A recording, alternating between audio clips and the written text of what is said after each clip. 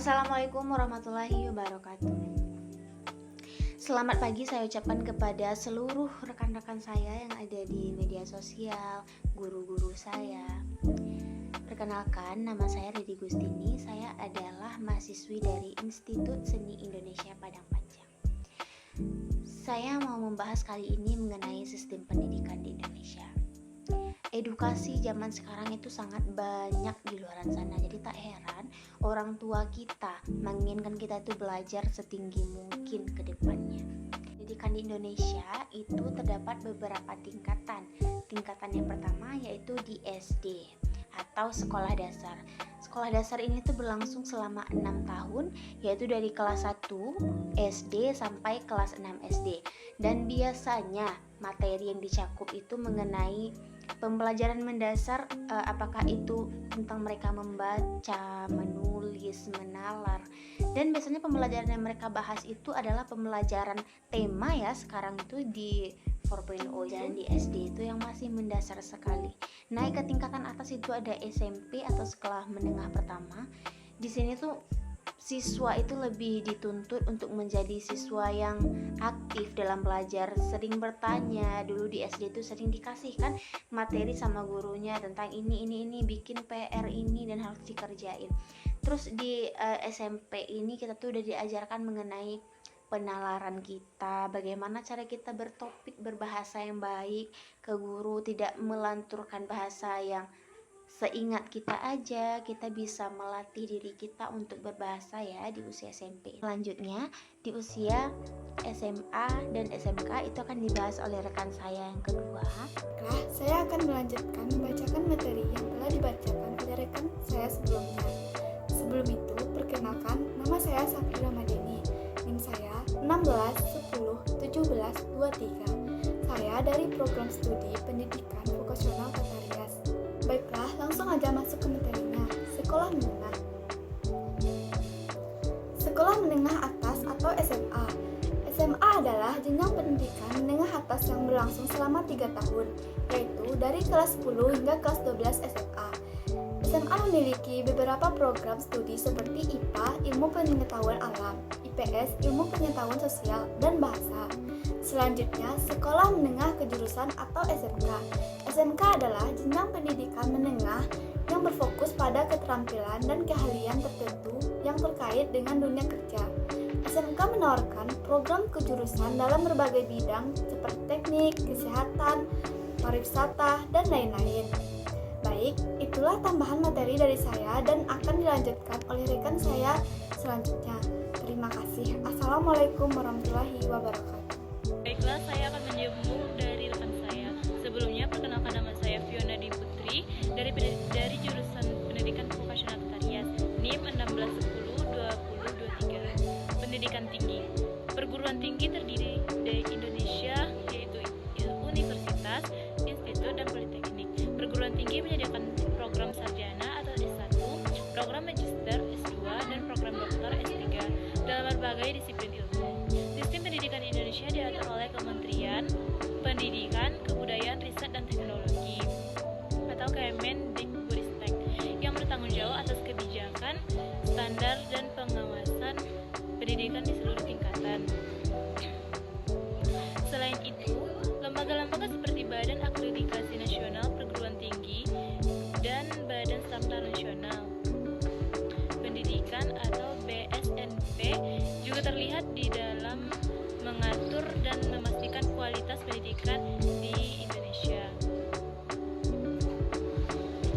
Meskipun sistem pendidikan di Indonesia terus mengalami perkembangan dan peningkatan, masih ada beberapa tantangan yang dihadapi seperti ketimpangan akses pendidikan antara di daerah perkotaan dan pedesaan, kesenjangan kualitas pendidikan, dan keterbatasan sumber daya. Untuk mengatasi tantangan ini, pemerintah terus melakukan reformasi pendidikan, meningkatkan kualitas guru, meningkatkan akses pendidikan di daerah terpencil, dan memperkuat program pendidikan vokasional untuk mempersiapkan lulusan yang siap kerja. Sekian dari saya, terima kasih. Assalamualaikum warahmatullahi wabarakatuh. melanjutkan materi dari teman saya yaitu Fiona Dwi Putri. Sebelumnya izinkan saya memperkenalkan diri. Perkenalkan, nama saya Nadia Tulfitri Hasanah dengan NIM 16101423. Baik, saya akan membahas materi tentang komponen-komponen sistem pendidikan, yaitu 1. Kebijakan pendidikan. Menyangkut kebijakan pemerintah terkait pendidikan termasuk kurikulum nasional, standar pendidikan, dan regulasi lainnya. Yang kedua, lembaga pendidikan. Sekolah perguruan tinggi dan lembaga pendidikan formal lainnya yang memberikan pembelajaran kepada siswa. 3. Tenaga pendidik dan kependidikan, yaitunya guru, dosen, dan staf pendidikan lainnya yang terlibat dalam memberikan instruksi dan mendukung kegiatan pendidikan. 4. Siswa, yaitu individu yang mengikuti proses pendidikan dalam sistem nasional. 5. Kurikulum nasional, rencana pembelajaran yang menerapkan secara luas di seluruh sistem pendidikan negara tersebut. 6. Evaluasi dan ujian nasional, proses penilaian yang diadakan secara nasional untuk mengukur tingkat pemahaman dan prestasi siswa. 7. Dana pendidikan, yaitu sumber daya keuangan yang dialokasikan untuk mendukung operasional dan pengembangan sistem pendidikan. 8. Teknologi pendidikan, yaitu penggunaan teknologi dalam mendukung pembelajaran termasuk perangkat keras dan perangkat lunak pendidikan. Semua komponen ini bekerja sama untuk membentuk struktur dan kualitas pendidikan dalam suatu negara. Baiklah, perkenalkan, nama saya Elga Amanda dengan NIM 16202423 dari Prodi Pendidikan Vokasional Tata Rias. Saya akan melanjutkan materi dari teman saya.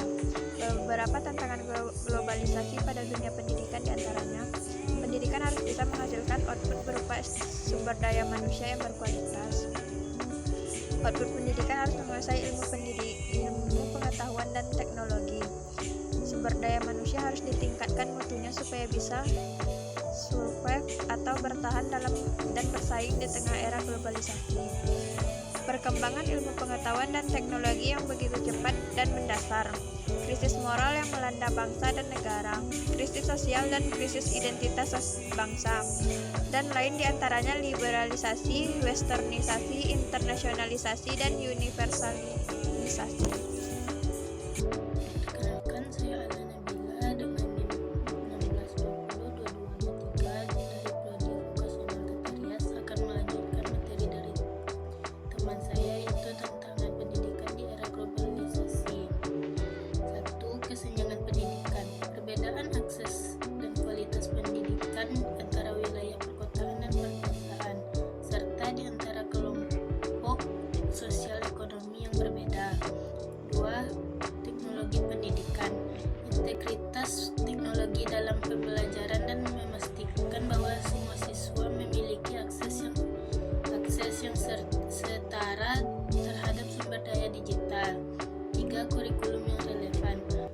Menyesuaikan kurikulum dengan tuntutan pasar kerja global untuk mempersiapkan siswa dengan tampilan yang relevan. 4. Bahasa dan budaya. Memahami keanekaragaman bahasa dan budaya dalam konteks global dan mengintegritasnya ke dalam sistem pendidikan. 5. Kualitas guru. Memastikan ketersediaan guru berkualitas yang mampu mengajar dan dengan metode yang inovatif dan mendukung perkembangan siswa. 6. Pendidikan inklusif.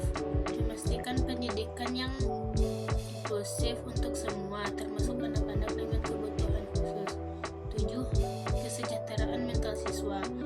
Menangani masalah kesejahteraan mental siswa dalam